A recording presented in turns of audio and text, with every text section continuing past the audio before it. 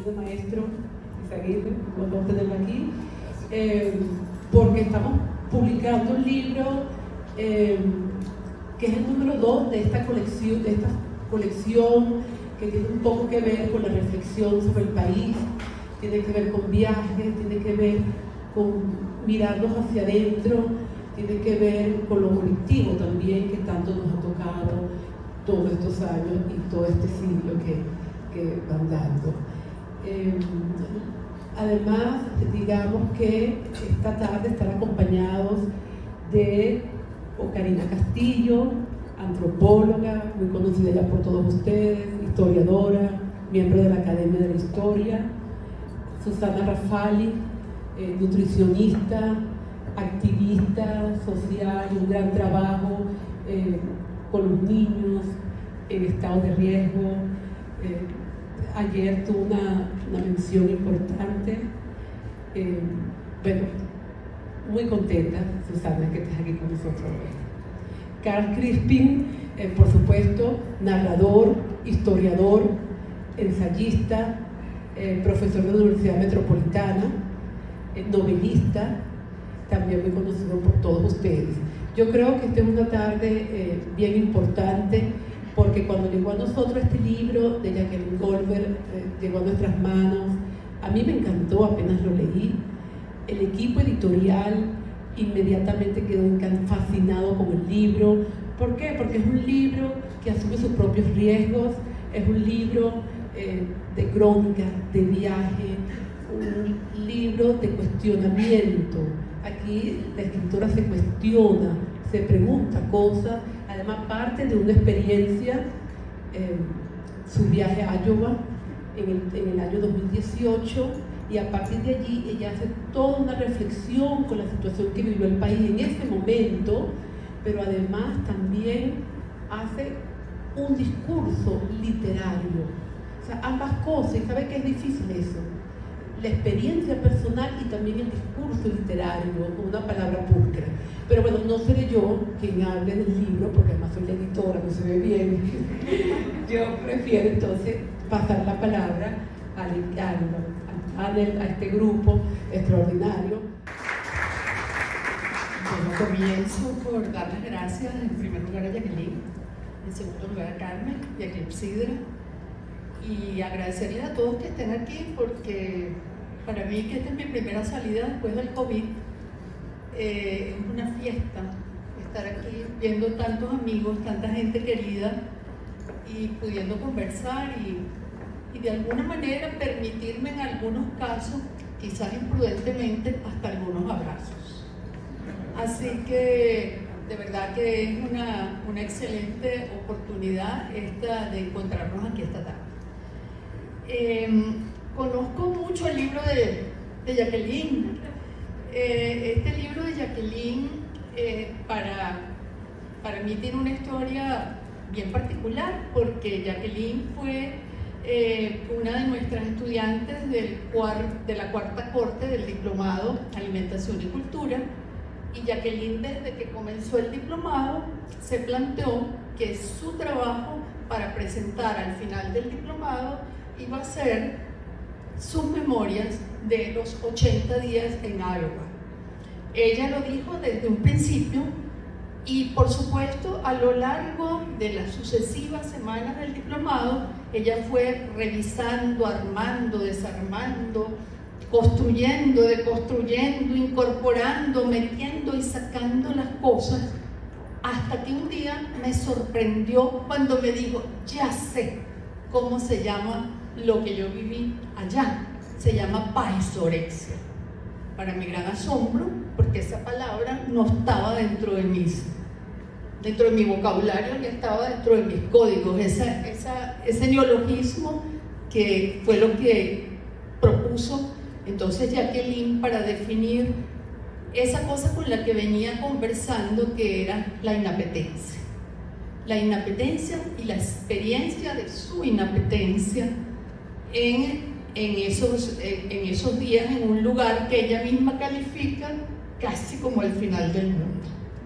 Un lugar lleno de trigales, de maizales, un lugar fundamentalmente agrícola, y con muchos atractivos culturales, museísticos e históricos, pero donde la quietud, el río y el paseo y las caminatas en torno al río parecen imponerse en la cotidianidad. Sin embargo, a pesar de haber leído los borradores y el trabajo final que Jacqueline presentó en el diplomado, cuando llegó a mis manos la edición de Clepsidra, es otra cosa. Para mí fue como si nunca en la vida había leído nada de esas memorias de Jacqueline, porque verla así, diseñada, diagramada, con esta foto y con todo el trabajo editorial, eso hizo la magia del libro. Ahí es donde uno dice, el libro tiene una magia, el libro tiene otra cosa, y es un privilegio poderlo leer de esta manera. Así que hay que agradecerle no solamente a la autora, sino a sus editores, esa maravilla del libro que lo hace distinto. Entonces ahí sí me pude meter en esas memorias y pude empezar incluso a ratos a sentir esa inapetencia. ¿Qué hay en este libro que nos relata esos 80 días? Pues en este libro hay muchas cosas. ¿Qué encontré yo? ¿Qué cosas a mí me impactaron de este libro?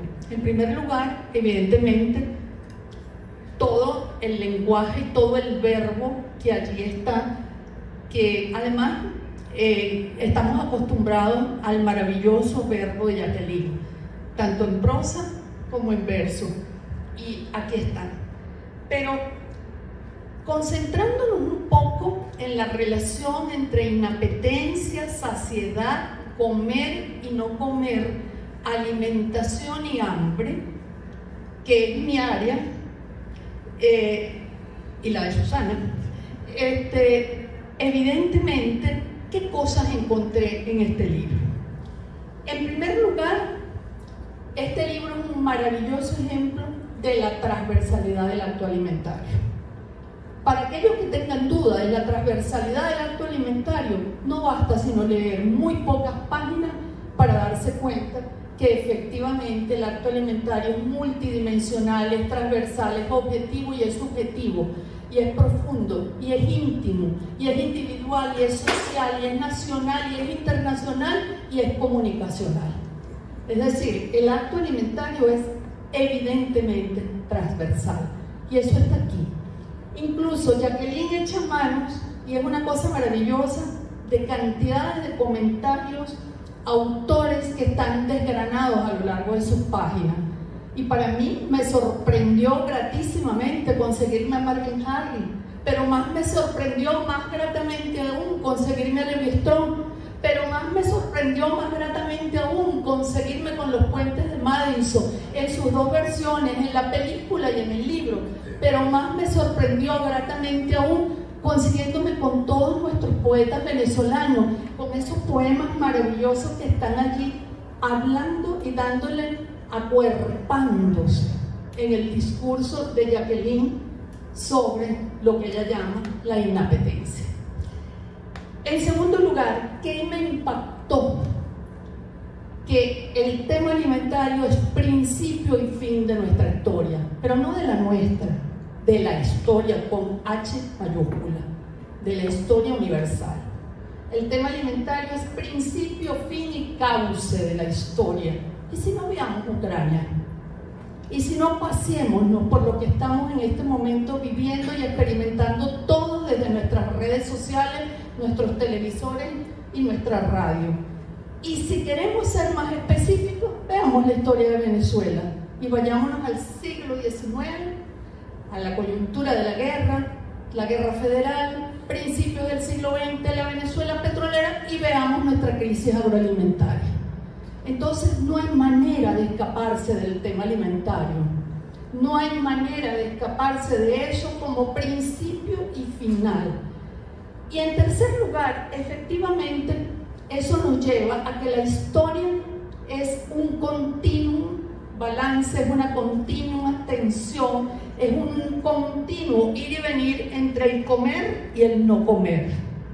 Y el comer y no comer, ya sea por hambre, ya sea por hambre crónica, ya sea por hambruna, ya sea por hambre como control, ya sea con hambre como control político, ya sea el hambre como abstención, ya sea el hambre como posibilidad política, ya sea el hambre como respuesta, como en una huelga de hambre. Pero cómo la historia de la humanidad es ese continuo ir y venir entre el comer y el no comer.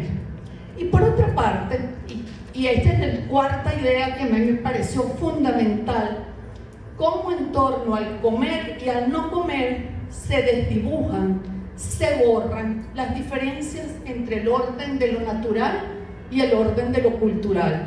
Y eso es lo que siente Jacqueline en su experiencia, que no es ni la subjetividad nada más, ni la fisiología, ni la anatomía, ni el sistema neurológico, ni los recuerdos, ni su identidad, ni su lenguaje profesional, ni su cultura, sino es todo.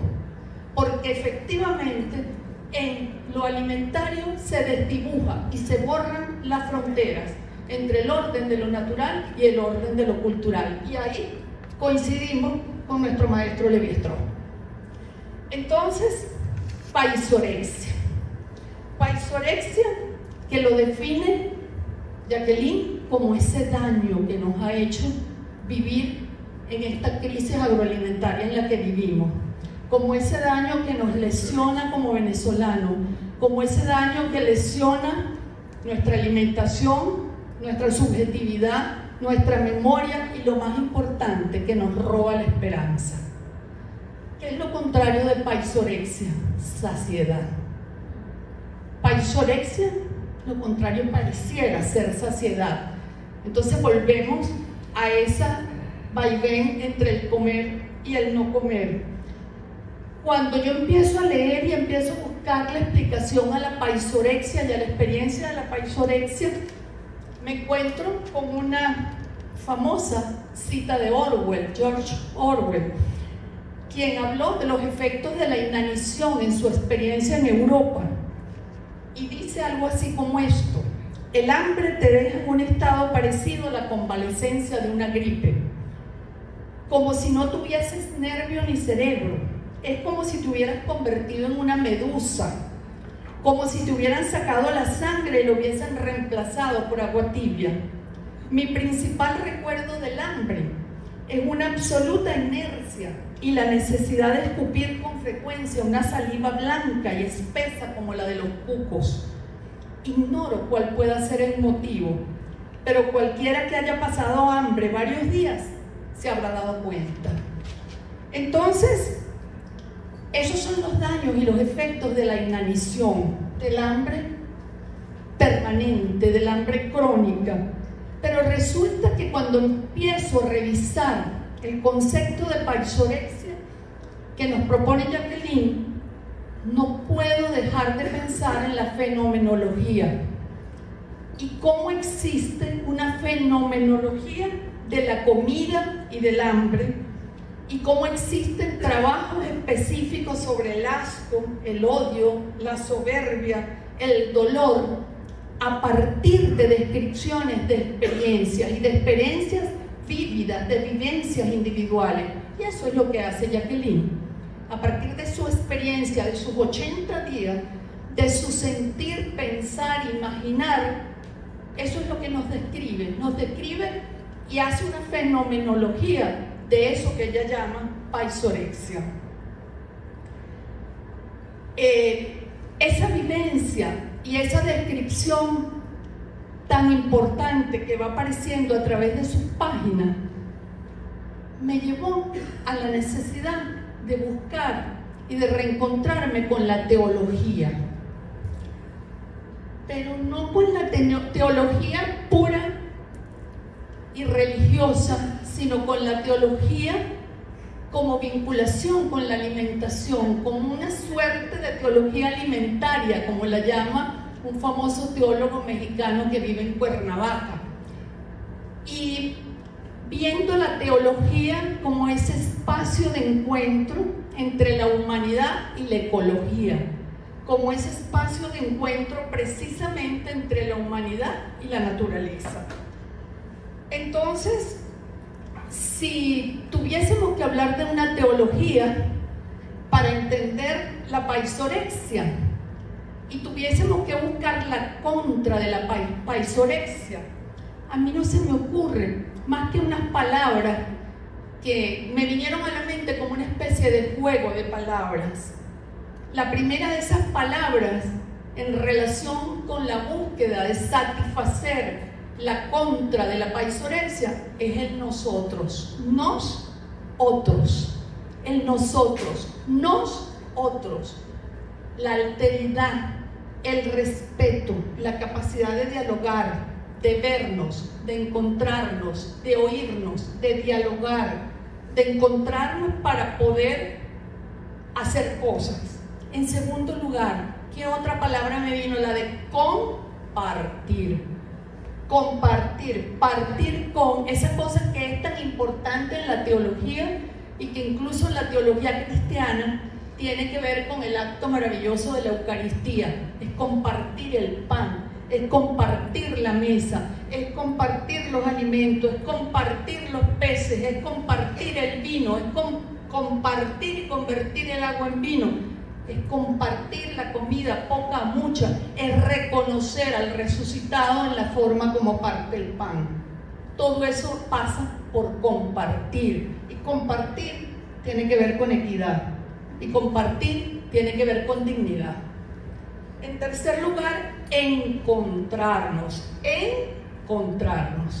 Es decir, no solamente que seamos nosotros, sino que seamos nosotros encontrados, que haya puentes, que nos oigamos, que nos entendamos, que nos oigamos, nos miremos y que podamos hacer cosas juntas.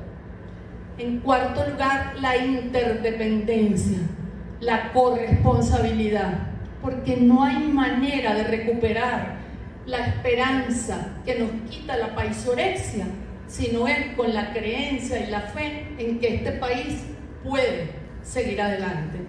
No hay manera de tener una vida resiliente si no nos encontramos y no damos el paso adelante. No hay manera de seguir apostando a la vida, apostando al sueño y apostando al deseo, si eso no pasa por la corresponsabilidad y el encuentro y la búsqueda de alternativas. Y finalmente, todo eso me lleva a una cosa que una vez en una invitación que Jacqueline me hizo, me obligó a revisar un poquito en los textos bíblicos, y es como la alimentación también es una metáfora de la sabiduría. Alimentarse es también aprender, porque la alimentación no solo es del estómago, es del alma, es del conocimiento, es del cerebro, es también la sabiduría.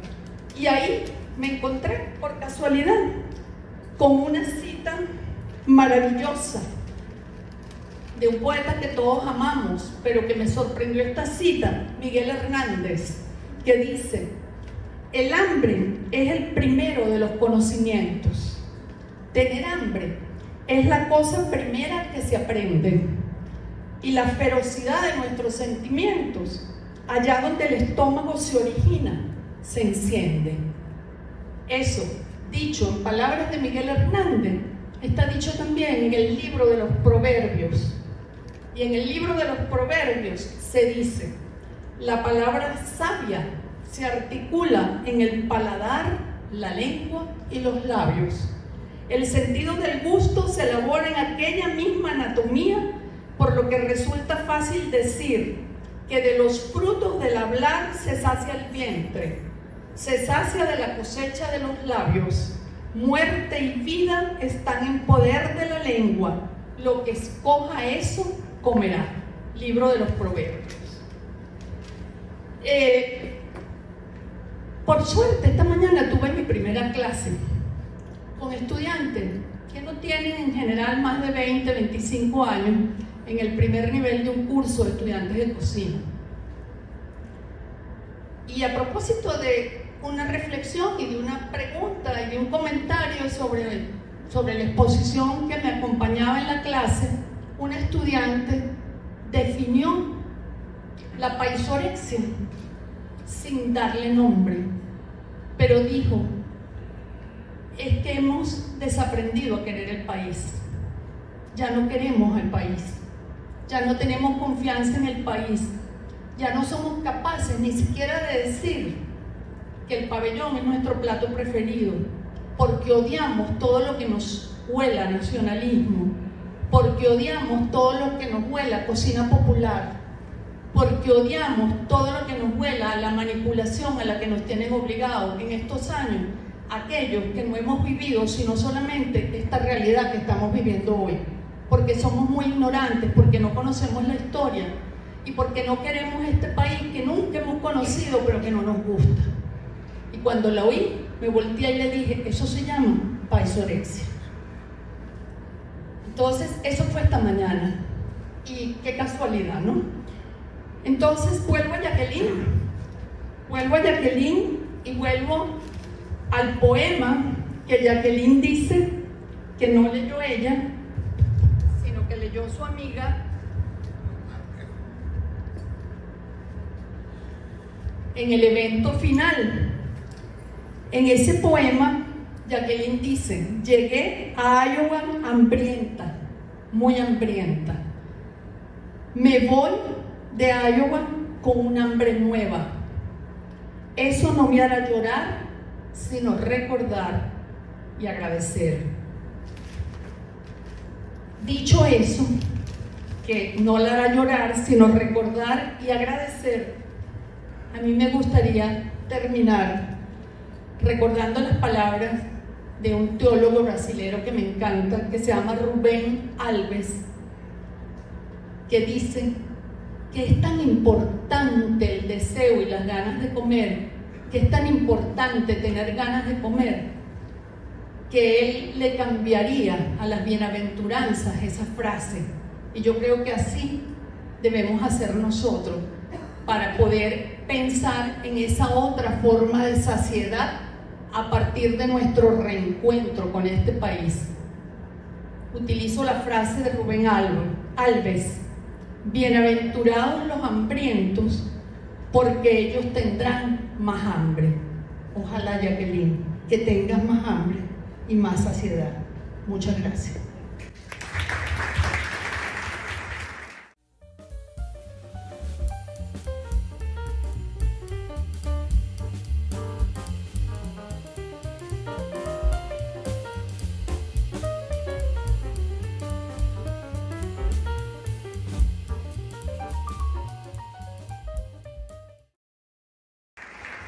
Bueno, buenas tardes. Luego de esta exposición de Ocarina, yo creo que tenemos muy poco que decir, ¿verdad? A mí, por lo contrario, me sucedió que el libro me dio hambre cuando lo estaba leyendo. Todo lo contrario. Y se lo comenté a Jacqueline. Yo me encontré con este libro hace poco en el Centro Venezolano Americano. Lo primero que me sorprendió fue precisamente el magnífico diseño que tiene. Felicito a Clepsidra por eso.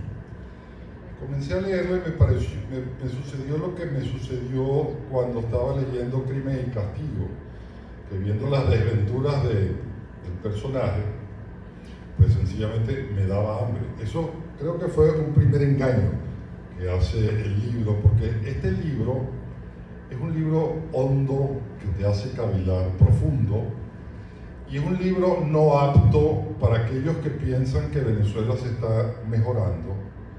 Es un libro no apto para los importadores de Nutella. Es un libro no apto para aquellos que hacen fiestas sobre la cima de un tepuy. Este es un libro que además es un libro lleno de combinaciones narrativas tremendamente interesantes. Yo leyéndolo recordé a Camilo José Cela. Camilo José Cela dice que la novela tiene que ser, digamos, una autorización de incluir poesía, ensayo, narración, etc. Este libro lo tiene. Este es un libro tremendamente completo. Este es un libro que uno no puede dejar de leer. Yo empecé a leerlo y en algún momento sabía que lo iba a terminar de un momento a otro. Y decidí hacer una pausa porque, primero, que la paisorexia había que entenderla en su plenitud absoluta. Uno no podía leer aquello pasando las páginas, es decir, para terminar el libro. Y además que este libro hay que leerlo con un sentido de pertenencia que no es fácil. Es Es decir, por eso digo que no es un libro apto para todo el mundo. Ahora, este primer engaño, porque este libro tiene trampas literarias, evidentemente. Yo realmente recordé también, leyendo este libro, una novela maravillosa de William Faulkner que se llama Sertorius. En Sertorius hay un personaje que es un poco calavera. Y entonces Faulkner, digamos, engaña al lector y hace que el lector perdone a este personaje, y precisamente cuando el lector perdona al personaje, Faulkner mata al personaje. Y esto es lo que pasa también con la trampa que, es decir, con toda la mala intención lo ha hecho Jacqueline. Es decir, queriéndonos hacer saber que esto se trata de un libro de recuerdos gastronómicos, de viajes, de trigales, como decía Ocarina, y un libro que va más allá, porque de repente la autora te dice, no, por este camino no es.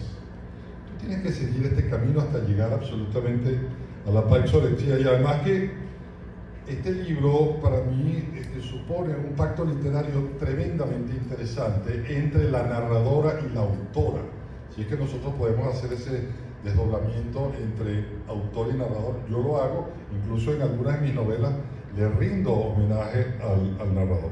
Pero ese pacto, de alguna u otra forma, convierte al autor en un señuelo absoluto de la narradora para que ambas, digamos, consigan un resultado colosal, que es no advertir ni convertir al lector, pero sí paulatinamente subvertir su relación con el texto hasta hacerlo, digamos, entrar en el callejón que tanto la autora como la narradora se han propuesto para llevar al lector a encontrarse directamente con eso que es la paixorexia, que definitivamente yo creo que Jacqueline, vamos a tener que dirigir una carta colectiva a la Real Academia Española para que acepten el nuevo término y además que le pongan, es decir, la autoría al lado realmente.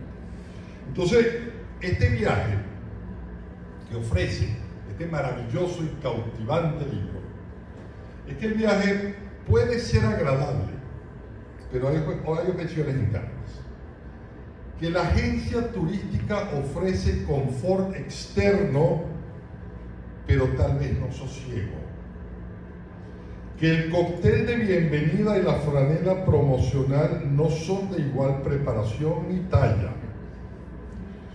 Que no se trata de un cuaderno de viajes que se lee con el diseño de las agencias turísticas, sino que el menú de alternativas gastronómicas está muy en discusión. En realidad, el gran viaje que se hace es interno, absolutamente, y encierra más que la existencia de una crisis, y yo aquí me detengo y le pido al auditorio que nosotros dejemos de utilizar la palabra crisis en Venezuela, porque esa palabra no dice absolutamente nada y está completamente devaluada. Porque desde febrero de 1983, cuando ocurrió el Viernes Negro, se pronuncia, se dice, se cita la palabra crisis, es decir, en nuestros vocabularios nacionales, y eso no nos lleva absolutamente a nada. Aquí hay que hablar de catástrofe, absolutamente, para que sea mucho más contundente de lo que se trata. Entonces, esta narradora, esta autora, es portadora de una catástrofe que la lleva a una inapetencia muy poco usual, producto del hecho que, como nadie, la autora, en complicidad con la narradora, ha somatizado un país entero. Pero para hacer que el lector se enfrente y conozca la paixorexia, para lograr que transite por el camino que le han preparado tanto la narradora como la autora, debe asumir una especie de revelación fáustica de esta catástrofe, que es el conocimiento de una realidad muy poco agradable, para que pueda enterarse de lo que es la paixorexia. Y aquí cito a Jacqueline y su magnífica definición, que pronto encontraremos en el diccionario de la Real Academia Española. Dice Jacqueline lo siguiente: una persistente inapetencia con consecuencias fisiológicas o no, producto del contacto cognitivo con la noción de país y su crisis socioalimentaria. Yo sugeriría que la palabra crisis se quitara de la definición. Entonces vamos a decir, con la noción de país y su catástrofe socioalimentaria. Un daño o maltrato infringido por el Estado a la psiquis del venezolano, que a diario nos topamos con el hambre propia o ajena. Creo que este libro, 80 días en Iowa, es un libro inteligente, culto, erudito, muy bien escrito, magníficamente bien escrito, con un sentido irrenunciable de la estética que debe mantener la ética, pero con una ética de fondo, porque siempre tiene que haber ética en la estética. Es decir, yo creo que son elementos completamente encontrados, no pueden disociarse la ética de la estética. El cuaderno también es un homenaje mismo al hecho mismo de la escritura. Es decir, no en balde sucede en un sitio donde se reúnen precisamente escritores. Es un libro hondo, abierto, en el que se experimenta la epifanía de un dolor nacional.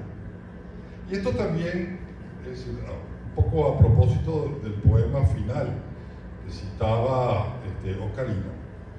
El poema final de despedida es una revuelta, un reinicio, un comienzo reiterado, y a mí me recordó un poco, es decir, mutatis mutandi, haciendo paralelismo con otros ejemplos literarios, con los cuadernos de Melquíades de 100 años de soledad, porque en los cuadernos cuando se leen los cuadernos de Melquíades de 100 años de soledad, la novela vuelve a comenzar, y es lo que sucede con este poema, que tú llegas a Iowa con hambre y regresas nuevamente a Iowa con hambre, con lo que nuevamente comienza el libro nuevamente. Todo regresa a su origen con el poema final. Se trata, como lo he dicho, uno de los libros más extraordinarios que se han publicado en Venezuela en los últimos tiempos. Da cuenta de una aproximación al horror que todos mencionan, pero que nadie, como Jacqueline, se había atrevido a hacerlo del modo ubicuo, como ella lo ha hecho. Y creo que felicitar a la autora no sería más que un hecho incompleto. Yo creo que resulta absolutamente honroso que alguien se haya atrevido a componer estas líneas y hacerlas una realidad aún desde las trampas de la literatura. Muchas gracias.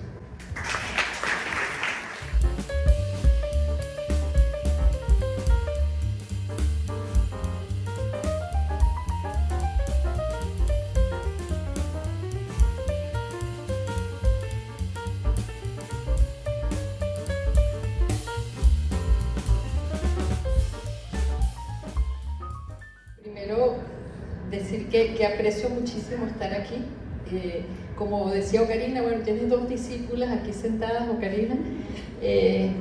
Lo mío, me recuerdo una periodista nicaragüense que entrevistó a varias personalidades y solo tenían que responder con una palabra. Cuando ella preguntaba, ¿qué es lo tuyo? Entonces la gente tenía que entrevistó a un gran marino español y él dijo, que lo mío es el mar. Y así, ¿no? Entonces, cuando ¿qué es lo tuyo? La comida, la alimentación. Entonces, de pronto cuando me invitan, Carmen, a la presentación de un libro, entre gente de letras y todo, yo crecí con gente de letras, pero me fui por esto, ¿no? Y entonces, de pronto dije, ¿será que sí? Y después de terminar el libro dije, claro, yo tengo que como relatora, porque ese es el nombre que se me ha dado a veces del gran daño alimentario que se le ha hecho al país, yo tengo que estar ahí a decirte que tienes razón, Karen. Creo, Jacqueline, que no he leído un relato más conmovedor del daño alimentario del país que este. Y fíjate que lo hace una persona que no dejó de comer. Y desde esa inapetencia saciada, como la que tú decías de Iowa, lo pudiste hacer muchísimo mejor que el que no cenó anoche, o sea, en lo simbólico, ¿no? Lo primero que a mí me saltó también fue ese gran engaño, yo caí en la trampa, y ahí viene lo que decía Carmen como el discurso literario. Yo no sé de los que están aquí si leyeron el libro, pero va más allá del relato de 80 días en Iowa de Jacqueline. Ella cuenta su relación con los paisajes, con la alimentación, con los amigos, pero principalmente esa experiencia de no encontrar placer cuando come. Uno no sabe, en algunas páginas es rechazo a la comida, en algunos párrafos es inapetencia, en algunos párrafos es un placer que no llega a ninguna parte. Entonces, lo primero que sucedió fue eso. Entonces, 80 días en Iowa, día 15, son 2 líneas, pero entre el día 15 y el 16 hay una cantidad de relatos maravillosos. Entonces no es un cuaderno de viaje, es una cantidad de relatos maravillosos que surgen allí, ¿no? Lo segundo es, me enterneció muchísimos párrafos. Me enterneció tu soledad en aquel cuarto, me enterneció ese desencuentro que uno tiene de tener que vivir y expresarse incompleto en otra lengua. Me conmovió la puntuación del libro. Yo no sé cómo se llama ese recurso. Por momentos dije lo opuesto a algunos libros de Bryce Echenique que no tienen coma. De pronto encontraba puntos muy buen puestos que facilitaban hacer pausas, porque por momentos sentí muchísimas ganas de llorar en muchísimas de las líneas, sobre todo al final. Entonces, habiendo hecho ese como recorrido general del primer encuentro con las letras, yo quiero comunicarles y comunicarte, Jacqueline, lo que a mí me deja, ¿no? Que son 3 cosas. Y Jacqueline o Karina, por primera vez voy a diferir. Yo no termino la lectura muy optimista, con mensajes de resiliencia, de encuentro, de compartir. Yo creo que lo que nos ha pasado en Venezuela y que pasó por lo alimentario es un daño del que no hay regreso, y que esa paisorexia, lo más grave, la parte más íntima del libro es cuando entiende que perder ese deseo, aunque ya estemos repletos, es irreversible, es muy grave. Y lo reflejas muy bien en el día 1 cuando vas al mapa y encuentras el papelito de Venezuela un poco rodado hacia Centroamérica. Yo creo que esa línea es fundamental cuando dice mi país no está en mi país y ni te atreviste a quitarlo.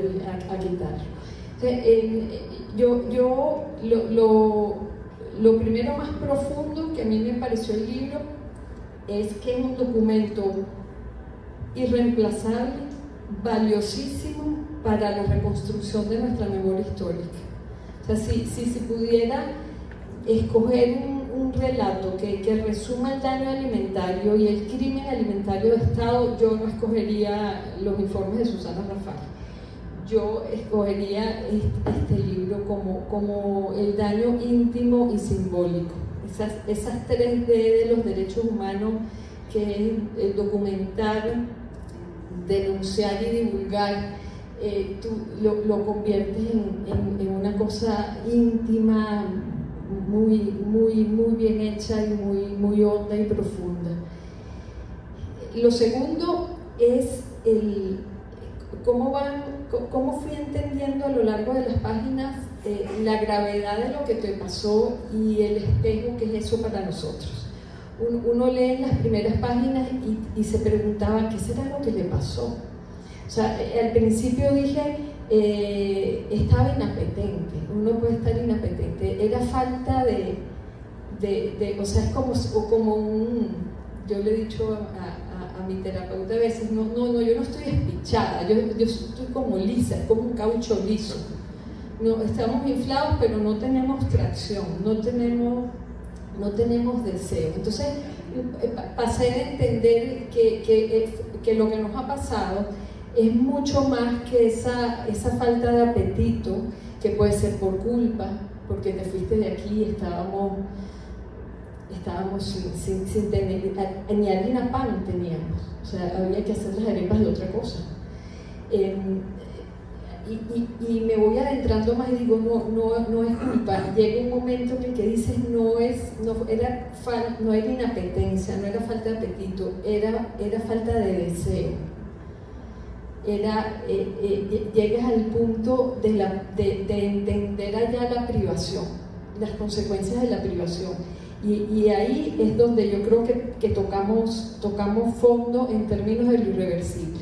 Y tercero, que creo que es una palabra que para mí tiene muchas connotaciones, incluso biológicas, es que yo pienso que esa paixorexia, en términos de la falta de deseo, como algo muy irreversible, que nos puede estar pasando, tiene que ver con, al final, la palabra destitución, que no la encontré en el libro, pero pienso que parte de lo que logras transmitirme en las páginas es que, a pesar de que tengas todo eso ahí, si no lo tenemos en el país, si no lo puedo volver a tener como mío, no lo quiero, estoy derrocada. Yo creo que en términos alimentarios, en el país, en términos de la alimentación, lo que nos pasó es que nos destituyeron de esa capacidad de comer con libertad, de comer con disfrute, de poder elegir. Y lo más grave es, como hizo Karina, esa hambre como opción política, esa hambre que tú recoges. No sabía que ibas a recoger mi entrevista en el libro, cuando yo la llamo un crimen de Estado, es un crimen alimentario de Estado lo que ha pasado. Entonces, en nutrición, esa última desnutrición que tiene un niño, de la que difícilmente se regresa, que sucede por acumulación, se le denomina por Margaret Mead, la antropóloga, kwashiorkor, que es el término que usan en Ghana para definir la enfermedad del niño grande cuando nace el pequeño. Lo llaman kwashiorkor. Entonces se abocan a la atención del chiquito y el niño grande queda derrocado, queda destituido. Eso significa el kwashiorkor. Entonces, cuando yo leo en qué se fue convirtiendo a lo largo de las páginas esa inapetencia, que al principio pensé que era estás depre, no te provoca comer. No, me provoca, lo disfrutaste, pero fuiste perdiendo todo, Jacqueline. Fuiste perdiendo el gusto por comer en vajilla. Se me salieron las lágrimas de verte tomar la sopa en el contenedor de anime. Quizás te salva que el individual fuera el mapa de la ciudad, porque terminas diciendo comí sobre sus calles, comí sobre sus senderos, pero eso resumía la destitución absoluta en la que estamos, esa falta de deseo hasta por la vagina, hasta por el acto mismo de comer. Entonces, yo pienso que las páginas, tus 80 días en Iowa y esto que nos pasó, es un documento histórico de esta herida que nos está dejando no poder comer con libertad, que pasa por un proceso no de duelo, aunque lo tenga, no de herida, aunque la tenga, no de privación, aunque lo tenga, sino de destitución del acto alimentario como un proceso de identidad y de autodeterminación. Ahí me recordé en algunas páginas del libro de mi amiga Diana, que un día llegué a su casa y estaba haciendo las arepas con fororo y plátano y avena, y me sirvió una arepa elíptica, no era redonda, era como el digo, Diana, y esta arepa elíptica, y me dijo, las voy a hacer así siempre mientras no volvamos a tener harina pan. Voy a hacer las arepas elípticas para acordarme siempre que esto no es una arepa. Entonces, Diana ahí estaba expresando esa destitución de la identidad que tenemos. Entonces, yo no quiero, creo que he visto mucho, a mi vista están ya incluso los daños irreversibles, que ha tenido la catástrofe alimentaria del país. Y entonces me permito no estar tan optimista con esas palabras optimistas de Jacqueline, de Ocarina, sino con el final con el que Jacqueline termina estas páginas, que creo que resumen lo demoledor. Yo no sé si me sientan aquí dentro de 10 años, si yo voy a estar más optimista, pero que pienso que el daño que se le ha hecho al país y esta destitución alimentaria que Jacqueline sintió en Iowa y nos las compartió es demoledora, y yo todavía estoy en ruinas. Y pienso que mientras no le pongamos una dimensión a esto de que pudieron con nosotros y nos causaron este daño, va a ser difícil repararlo y reordenar las fuerzas otra vez. En términos humanitarios, lo que estamos viviendo ahora, Carl, se llama, en inglés es protracted crisis, usan la palabra crisis. Y protracted no le encuentro una traducción en el español, significa enconada, sin pronóstico. O sea, estamos en una emergencia, en una precariedad, en una situación sin pronóstico, y creo que eso es demoledor. Y así termina Jacqueline el libro diciendo: hay algo demoledor en los libros concluidos, en las patrias indestinadas y en los viajes irrepetibles. Muchas gracias, Jacqueline.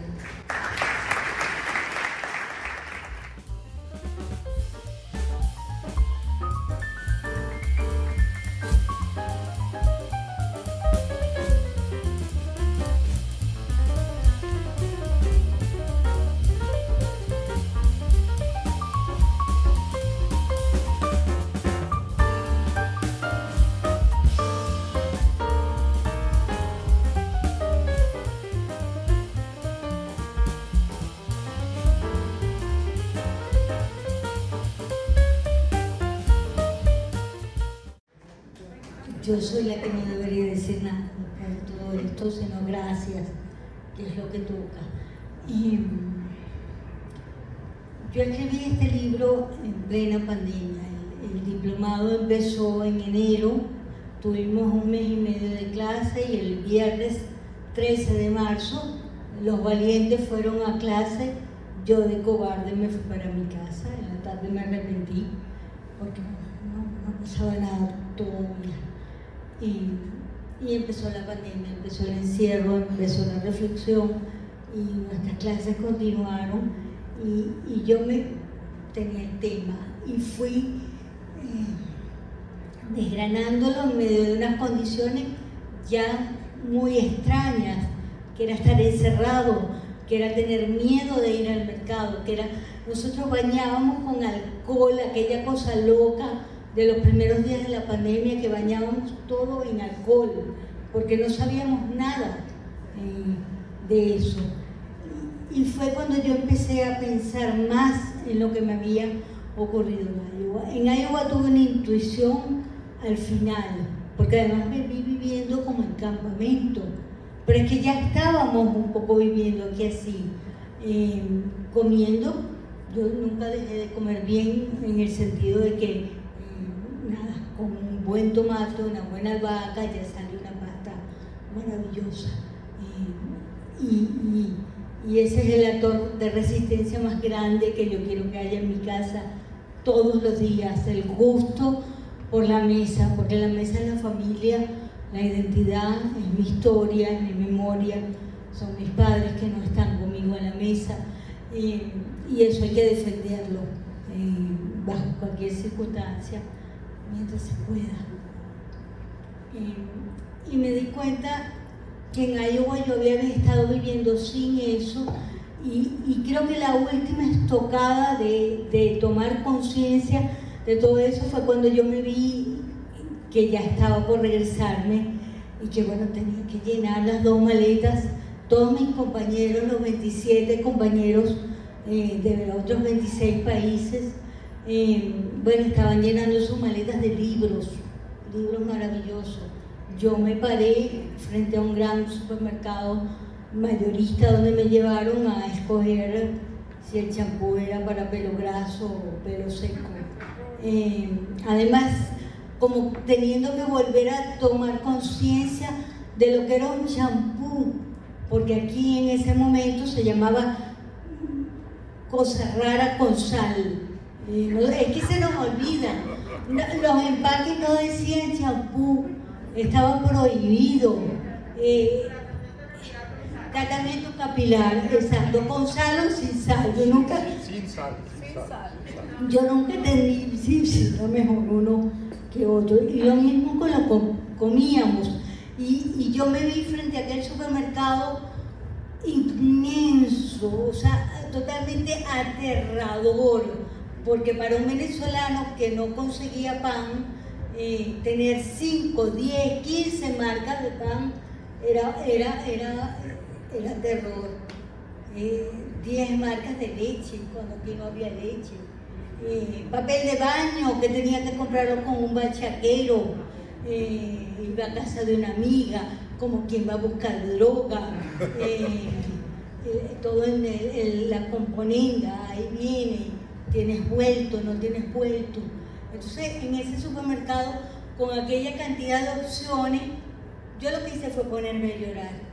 Por fortuna, en esa oportunidad me había llevado al mercado una chica maravillosa que trabajaba con el International Writing Program. Bueno, todo el mundo ahí era maravilloso.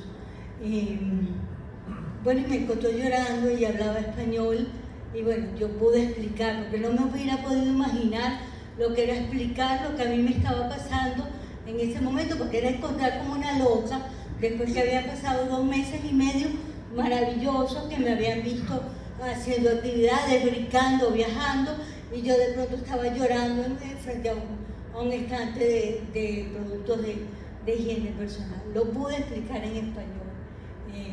Te miro porque te vi tu entrevista anoche, por fin larga, en la Deutsche Welle, la había visto por pedacitos, y tú hablabas de lo que es poder explicar en nuestra propia lengua lo que nos está pasando. Ya no sé dónde ir. Bueno, eso, y nada, escribiendo fue que yo me di cuenta de todo eso, y muchas veces le decía a mi esposo, cuando este libro llegue a una editorial, lo que me van es a mandar por un psiquiatra, porque es como el libro de una loca, de una persona muy problemática, ¿no? Como es eso que estás en el paraíso, puedes comer lo que quieras, y tú estabas como en un campamento, ¿no? Además pendiente de que estaba comiendo proteína, balanceando la cosa, en una habitación con microondas, sin cocina, microondas y nevera. Y fueron cosas que yo fui acumulando y de las que terminé de darme cuenta estando aquí, de vuelta, pensando en todos los temas que había en el diplomado, que fue una experiencia maravillosa, que la recomiendo, que creo que ahora va a ser más consona con los tiempos, técnicamente, y seguro va a estar súper bien. No sé, yo iba a decir otras cosas, pero creo que no soy yo la que las debo decir. Eso está en el libro. Prefiero, no sé si hay alguna pregunta, ustedes mismos. Pero nada, lo que yo quería hacer un paralelismo con Stendhal. Stendhal se derrumba por una especie de derroche estético en Santa María del Fiore, en Florencia. Y tú de alguna u otra forma te derrumbaste internamente con un síndrome de paisolexia frente al derroche alimentario afuera. La primera pregunta es que si puede tratarse de una afección foránea, ¿se cura y cuándo se supera?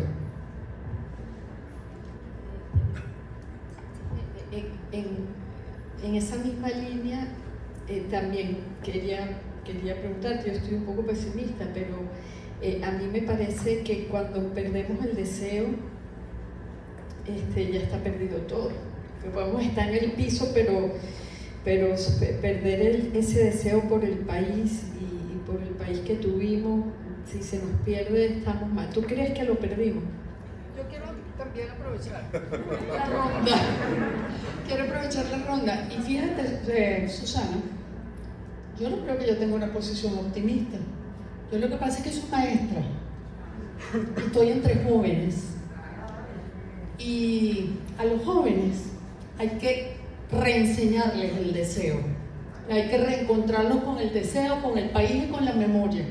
No lo puedo contagiar de mi pesimismo porque yo tengo 70 años.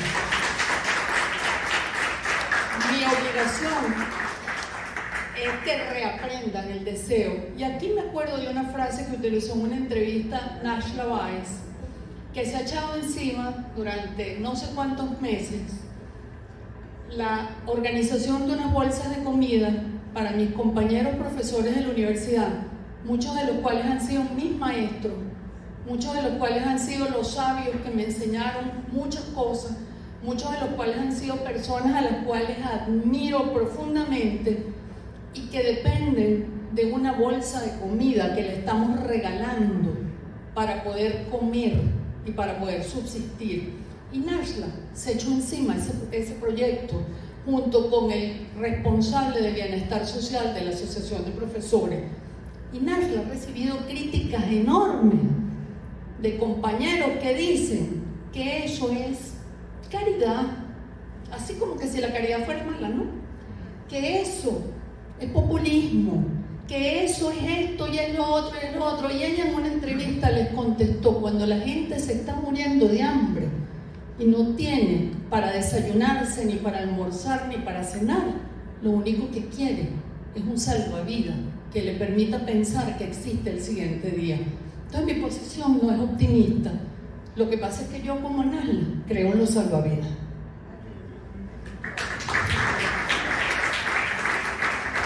Yo no creo que el deseo se aprenda. La memoria sí podemos reaprenderla, pero yo no sé si el deseo se aprenda. Ojalá, y sé que soy depositaria de tu... Soy alumna, soy joven también, pero ojalá que podamos reaprender el deseo. Yo no lo creo. Se supone que aún en las situaciones más precarias tiene que haber un deseo de alimentarse, incluso un encuentro de placer en eso que se está comiendo, por muy básico o poquito que sea. Es una cosa instintiva, si no el cuerpo no se alimenta, no sobrevive. Y yo, por supuesto, todo esto que viví, que sigo pensando, es desde una comodidad que por fortuna tengo, desde una sensibilidad que me hace ver eso, y sobre todo desde el miedo, porque es que creo que todo lo que yo estoy viendo, todo lo que temo, pueda volverse cierto, porque además, lo vi en mi casa, mi familia venía de una guerra, mi papá está muy presente en ese libro, justamente a través de todas esas cosas que yo viví en mi casa. Y cuando yo empecé a escribir el libro, digamos, todavía estaba cerca el viaje, y yo pensaba realmente que sí, que eso se me podía quitar, y bueno, porque ya estaba en mi comodidad. De hecho, mucha gente que le consulté si había vivido esto en Iowa, básicamente entrevisté a escritores venezolanos que han estado en el programa desde 1969, entrevisté a los de los últimos 10, 12 años, muchos me dijeron haber sentido algo muy parecido. Y no sé si lo han sostenido en el tiempo, porque además todos, absolutamente todos, viven fuera de Venezuela. Sí, todos, Elena, ¿verdad? Todos están fuera de Venezuela, soy yo nada más, aparte de Francisco Zuniaga, exacto. Pero Francisco fue de los que me dijo que, bueno, que por su experiencia, digamos, como diplomático, viviendo en otros lugares, que ahí está el contraste. Otra gente sale de viaje y se lo come todo y lo disfruta todo y se olvida de esto. Y yo no entendía por qué yo no podía pasar eso. ¿Por qué no me podía pasar eso? Pasarme ese switch. Y bueno, ya habría tiempo de vuelta para volverlo a experimentar. Pero creo que no, En agosto va a ser ya 4 años de ese viaje y veo que no se quita, es una huella. Aunque yo esté comiendo riquísimo, me pueda dar el lujo de cocinar en mi casa, de que este país sea otro en este momento, dentro de la fantasía que eso implica, de los bodegones y todo esto, yo siento que no se me ha quitado. Es otro tema para llevarme al psiquiatra, supongo, ¿no? Con ese peso encima, con el peso de un país y de las circunstancias y de la maldad de lo que a diario ocurre, porque es muy fuerte, no hay manera de irse a dormir temprano a la cama liviano después de ver todo lo que pasa en el país, y es a diario.